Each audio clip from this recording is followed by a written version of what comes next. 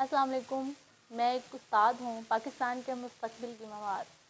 میرا کام نسلوں کو سنوارنا اور نئی نسلوں کی آبیاری کرنا ہے. میرا مقصد نہ صرف بچوں کو جدید تعلیم سے آراستہ کرنا ہے بلکہ ان کی تربیت کرنا بھی ہے. تعلیم کا مقصد تو کسی نہ کسی طرح پورا ہو رہا ہے، لیکن تربیت کے پہلو پر کچھ خاص توجہ نہیں دی جا رہی. بطور ٹیچر میری بہت سے لوگوں سے ملاقات ہوتی ہے. تقریباً ہر طرح کے بچوں کے جو والدین ہیں ان سے میرا سامنا ہوتا ہے. تو والدین کا طریقہ، ان کے انداز دیکھ کر ایسا محسوس ہوتا ہے کہ والدین یہ سمجھتے ہیں کہ انہوں نے بچوں کی ضروریات زندگی کو پورا کر کے، ان کی خواہشات کو پورا کر کے، یا انہیں ایک کتابوں کا سیٹ لے کر دیا اور ان کو ایک اچھی سی اکیڈمی میں داخل کروا دیا تو انہوں نے اپنا حق ادا کر دیا. ٹھیک ہے، آپ نے اپنا بنیادی ضروریات کا حق یا اپنی تعلیم کا حق جو ہے وہ تو پورا کر دیا، لیکن تربیت کا حق، جس کی بنیاد پر وہ پورے معاشرے میں جانچا جائے گا، پرکھا جائے گا، اس کا حق کیسے ادا ہوگا اور اس کا حق کس طرح سے ادا کیا جائے گا.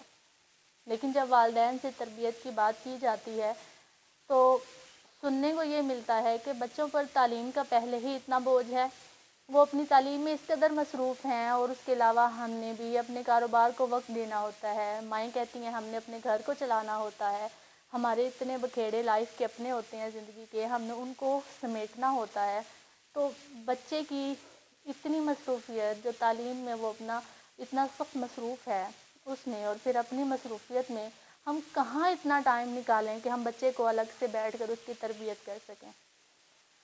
تو محترم والدین، تربیت کرنا جہاں پر آپ کا فرض بنتا ہے وہیں پر ایز اے ٹیچر ہم سب کا بھی فرض بنتا ہے. تو میں یہ سمجھتی ہوں کہ تربیت کرنے کے لیے ہمیں الگ سے وقت درکار نہیں ہوتا. تربیت کوئی دو کا پہاڑا نہیں ہے جو ہم نے بچے کو رٹانا ہے، یا تربیت کوئی سائنس کا ٹاپک نہیں ہے جو ہم نے بچے کو فارغ بیٹھ کر اس کے کنسیپٹ کلیئر کرنے ہیں. تربیت کیا ہے؟ تربیت ایک عمل ہے جو ہم نے اپنے کردار سے، اپنے عمل سے اپنی نسلوں کو، اپنے بچوں کو دکھانا ہے، سکھانا ہے. تربیت عمل سے سکھائی جاتی ہے، نہ کہ فارغ وقت میں بیٹھ کر لیکچر دینے سے یا فارغ وقت میں بیٹھ کر ان کو اچھی اچھی باتیں سنانے سے تربیت ہوگی. بلکہ تربیت کیسے ہوگی کہ آپ صبح منہ دھونے سے لے کر رات کو بستر پر جانے تک ایسے انداز اپنائیں، ایسے طور طریقے، ایسے اخلاق اپنائیں کہ بچہ آپ کو دیکھے، آپ سے سیکھے، آپ کے اعتبار سے، آپ کے طور طریقوں سے، آپ کے انداز سے، آپ کے اخلاق سے سیکھے. اس طرح سے بچے کی تربیت جو ہے اس کی ضرورت پوری ہوتی ہے. جس طرح سے آپ بچے کو نماز کا طریقہ یا وضو کا طریقہ رٹاتے نہیں ہیں بلکہ آپ کرتے ہیں وضو، بچہ آپ کو دیکھتا ہے اور سیکھ جاتا ہے. اسی طرح سے باقی تمام معاملات زندگی میں بچہ آپ کو دیکھتا ہے، آپ کو آئیڈیلائز کرتا ہے اور آپ کے تمام انداز کو سیکھتا ہے، اور وہی انداز اپناتا ہے جو آپ دوسروں کے ساتھ اپناتے ہیں.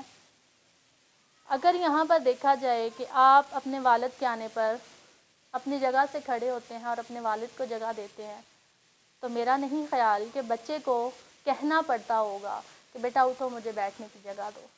بچہ جب آپ کو اپنے بزرگوں کا احترام کرتا ہوا دیکھے گا، وہ ڈیفینیٹلی اپنے بزرگوں کا آپ کو دیکھتے ہوئے احترام کرنا سیکھ جائے گا.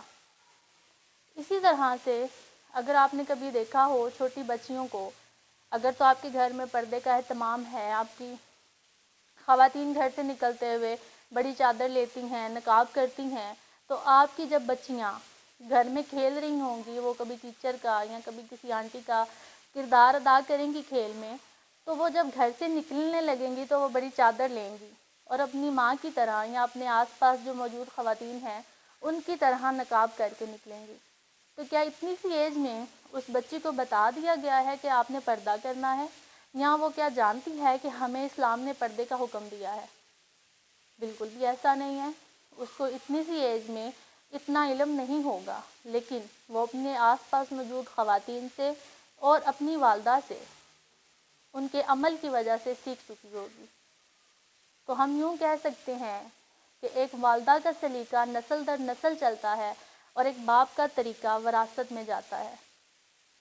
باعمل والدین ہوں گے تو ان کے بچے کی تربیت کرنا آسان ہوگا، بجائے اس کے کہ آپ فارغ وقت ڈھونڈیں۔ اپنے عمل کو بہتر کرنے کی بجائے آپ فارغ اوقات کا انتظار کریں کہ ہم فارغ وقت میں بیٹھ کر اپنے بچے کو بتائیں گے کہ بیٹا یہ کام ٹھیک ہوتے ہیں اور یہ کام غلط ہوتے ہیں، بجائے اس کے کرنے کے آپ کیا کریں، اپنے عمل میں وہ چیزیں شامل کریں جو آپ چاہتے ہیں کہ آپ کا بچہ سیکھے۔ کیونکہ ہم سنوریں گے، ہمارے طریقے بدلیں گے، ہمارے اخلاق اچھے ہوں گے، ہمارے انداز بدلیں گے تو ہماری نسلیں بدلیں گی، ہمارے طریقے سنوریں گے تو ہماری نسلیں سنوریں گی۔ ہمیں ضرورت ہے سنورے ہوئے والدین کی، سلیقے والے والدین کی، جو ہماری آنے والی نسلوں کو، ہماری نئی نسلوں کو طریقہ سکھائیں، سلیقہ سکھائیں اور ان کو سنواریں، کیونکہ ان کے سنورنے سے ہماری قوم سنورے گی اور سنورے گا پاکستان۔ تو ہماری نسلیں قوم کا مستقبل ہیں، ان کو سنواریں، اپنے عمل کو سنواریں، اپنے کردار کو سنواریں اور اپنے کردار کو سنوارتے ہوئے اپنی نسلوں کو سنواریں۔ یہی مقصد، یہی جو مشن ہے، یہ ایمز کا مشن ہے۔ ایمز کا بھی مشن یہی ہے کہ تعلیم سے پہلے تربیت، کیونکہ جو تربیت ہوتی ہے وہی زندگی کا گزارنے کا ڈھنگ اور طریقہ سکھاتی ہے، وہی معاشرے میں ہمیں اپنا مقام بنانے کا طریقہ سکھاتی ہے۔ تو ایمز کا مقصد ہے کہ ہم اچھا معاشرہ پروان چڑھائیں، تو اچھا معاشرہ پروان چڑھانے کے لیے ایمز اس مقصد کے ساتھ بچوں کی تربیت کر رہا ہے۔ میں جہاں پر بچوں کی تعلیم کا مقصد پورا کر رہی ہوں، وہاں پر ایمز کے ساتھ منسلک رہتے ہوئے میں بچوں کی تربیت کا مقصد بھی پورا کرنے کی کوشش کر رہی ہوں۔ جہاں پر یہ ایمز کا سلوگن ہے، ایمز کا مقصد ہے کہ تعلیم سے پہلے تربیت، وہیں پر یہ مقصد ہمارا اور تمام والدین کا ہونا چاہیے، تاکہ بچے سنوریں، بچوں کے ساتھ ہماری پوری پاکستان کی نسل سنورے اور ہمارا پاکستان سنورے۔ شکریہ، والسلام۔